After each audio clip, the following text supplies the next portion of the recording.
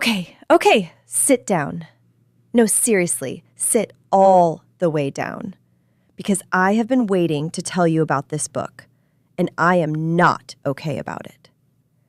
We are talking about A Court of Thorns and Roses by Sarah J. Maas.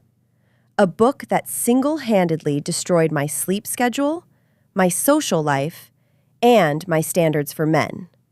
All in that order. And if you think you already know what this book is about, you don't.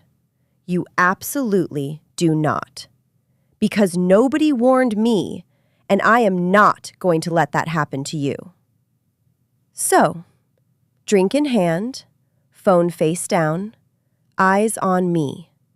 Because Alexa is about to spill every single drop of this tea, and it is scalding. Okay, let's meet our girl. Thera Archeron, 19 years old, living in a falling-apart cottage in the middle of nowhere, hunting in the woods every single day to keep her family from starving. And I need you to understand the full picture here. Her father? Checked out. Completely. The man had a whole business empire, lost it, broke his leg, and apparently also broke his entire personality along with it. He just sits there. Her sisters? Oh, her sisters! Nesta and Elaine. Just existing. Beautifully. Dramatically. While Feyre is outside in the freezing cold trying to shoot a deer with hands that are literally going numb. I love them, but I also want to shake them. So Feyre goes out hunting one day and she kills a wolf. Normal Tuesday. Except, the wolf was not a wolf. The wolf was a Fey warrior. In wolf form, hanging out in the human woods for reasons we don't need to get into right now. And then a beast shows up at their cottage, giant, terrifying, furious, demanding justice because of this ancient treaty between humans and Fey that basically says, you kill one of ours, you either die, or you come live with us forever. And Feyre's family, her father, her sisters, the people she has been keeping alive with her bare hands just let her go. They watched her get taken, and they let it happen. I'm not saying anything. I'm just saying. Nesta better have a redemption arc. Spoiler, she does. But that's for another video. So Feyre gets dragged to Prythian, the land of the Fae, by this beast. And she is expecting the worst. Dungeon, chains, probably some rats. The full villain lair experience. What she actually gets is a massive, gorgeous manor, rolling gardens, gourmet food, servants, a bedroom that probably costs more than her entire village. And the beast? Turns out his name is Tamlin, and when he's not in beast form, he is, okay, I hate to admit this, absolutely gorgeous. Tall, golden, muscular, the whole thing. Blonde hair, green eyes, pointy ears, very much not ugly. Unfortunately, but he wears a mask. They all wear masks. Every single Fae in this court has a mask permanently stuck to their face, and nobody will tell Feyre why. Sir, explain the mask. We have questions. His best friend is Lucien. Sarcastic, chaotic, one eye replaced with a magical jeweled one because of something horrible that happened to him. And he looks at Feyre like she is a problem he did not sign up for. Honestly relatable, Lucien. Honestly relatable. But Tamlin keeps giving Feyre nice things. Nice room, nice food, nice walks in the garden. And Feyre, who has been surviving on struggle and spite her whole life, does not know what to do with a man who is just nice to her. So naturally, she falls for him. Obviously. We all would. Don't pretend you wouldn't. But here's where it gets interesting. There is a curse on Tamlin and the entire spring court. Something called the Blight is draining all the magic from Prythian, and Tamlin won't tell Feyre what it is or where it comes from. He keeps her completely in the dark, which is a pattern. Remember that. So Feyre decides to stop waiting around for answers and go get them herself. Because she is built different. Chaotic, but make it brave. Lucian, in a rare moment of actually being helpful, mentions something called the Suriel, an ancient creature that knows basically everything. And apparently, you can trap it if you're clever enough. So Feyre thinks, great, I will go into the terrifying Fey forest, alone, with no magic, and trap an ancient, all-knowing nightmare creature for information. Normal. And she does it. She actually does it. She sets the trap, she catches the Suriel, and she gets her answers. The Suriel tells her, stay with the High Lord and you will be safe. Great advice. Very helpful. Except mid-conversation, while she is literally still talking to this ancient oracle, Naga attack. Dark, vicious, absolutely terrifying Fey creatures, just showing up uninvited like they always do. Tamlin shows up and saves her. And listen, getting rescued by a gorgeous masked Fey lord in the middle of a forest after surviving an ancient oracle, that's a love story. That's just a love story. She was done for right then and there. And then Tamlin does something that I personally find very frustrating. He sends Feyre home, back to her family, who, by the way, are now loaded. Tamlin set them up with money, a nice house, the whole thing. So the sisters who let her get taken without blinking are now living their best lives, unbothered, thriving, while Feyre is the one who paid the price. I'm not bitter. Feyre's not bitter. We're both a little bitter. He pushes her away to protect her, which sounds romantic until you realize he still didn't explain anything. Sir, use your words. This is a pattern. But Feyre can't stay away. She makes the choice completely on her own to go back to the spring court. And that is the moment everything comes out. Amarantha. Let's talk about Amarantha. A powerful Fey queen who 50 years ago decided she wanted to control everything. So she cursed Tamlin and all the courts of Prythian. The only way to break it? A human girl who genuinely hates the Fae has to fall in love with Tamlin. Truly, no tricks, real love. Which is such a specific curse. Like, who hurt you, Amarantha? Who hurt you? And Feyre, she already loves him. She went back for him. The curse should be breakable. Except when she gets back to the spring court, Tamlin is gone. Amarantha's soldiers already took him. He's already under the mountain, already a prisoner. And this human girl, no magic, no power, no special abilities, looks at the situation and decides, I'm going in. I'm going to get him back. Because I love him. Bestie, the audacity, the courage. I would have gone home. I'm being honest. I would have gone home. Okay, buckle up. Because this is where the book stops being a romantasy and starts being a horror movie with good chemistry. Feyre makes her way to Amarantha's underground court under the mountain. And she does not walk in confidently. She is not giving main character energy. She tries to sneak in. She tries to hide. She lasts approximately 5 minutes before getting caught. Caught! Immediately! Girl was not built for stealth operations, and I respect her anyway. And then she meets Amarantha, and Amarantha is a lot. Cold, powerful, beautiful in a way that makes you nervous. The kind of woman who smiles at you and you immediately check your pockets.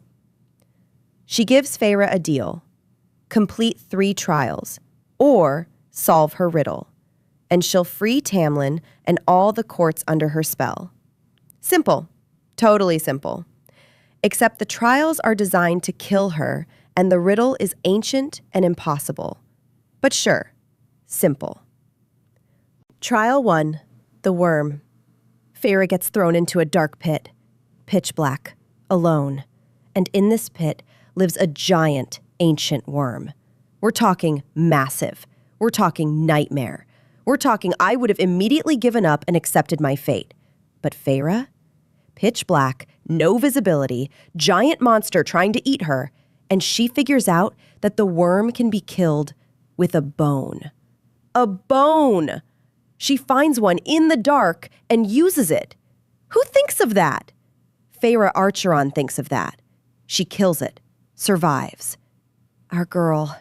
Genuinely our girl. I'm so proud and so stressed. Oh, wait! I almost forgot. How did I almost forget? There is someone else in this story, and I have been losing my mind about him this entire time. Him. Rhysand, High Lord of the Night Court, the most powerful, most feared, most devastatingly attractive fae in all of Prythian. Violet eyes, dark power, walks into a room and everyone immediately reconsiders their life choices. He makes a deal with Feyre to save her life. She spends 1 week a month with him in the Night Court. In exchange, he heals her. Every time Amarantha's court breaks her down, he puts her back together. And he shows up. Every time things get truly terrible, he is just there. Sometimes helpful, sometimes absolutely infuriating. Always watching. Always 3 steps ahead of everyone in the room. I need you to keep your eyes on Rhysand, Bestie. I need you to watch everything he does in this book and remember it. Every single thing. Because nothing is what it looks like. Nothing. Keep your eyes on him. Trial 2. And this one is cruel in a completely different way. Feyre has to solve something, written down, in front of the entire court. While Lucien's life is on the line, she has to pull a trigger to save him. Written instructions that she cannot read. Because Feyre never learned to read. Ever. And she has been keeping that secret this whole time. In a court full of people who would absolutely use it against her. I need you to sit with that for a second. The pressure of that moment. The shame. The terror. Unable to read the instructions while your friend is about to die. And then Rhysand starts yelling the answer directly into her mind, telepathically. This man said, I did not come all the way to this underground court to watch you fail a reading test. Absolutely not. Not on my watch. Trial 3. Kill 3 fairies. She gets through the first 2, and then she sees the third, and it's Tamlin. And she stabs him anyway, because she has to. And honestly, after everything this man has put her through by refusing to communicate, I think she might have enjoyed it just a little bit. I'm just saying. The Heart of Stone line writes itself. And then we get to the ending. And I need you to emotionally prepare yourself. Feyre completes all 3 trials. She did it. Every single one. And Amarantha just smiles. Because completing the trials was never going to break the curse immediately. That was the loophole. That was the trap. Amarantha never said when the curse would break. She just said it would. Eventually. On her terms. The audacity of this woman, the absolute nerve. The only way to break the curse right now, instantly, is to solve the riddle. The riddle Amarantha gave her at the very beginning.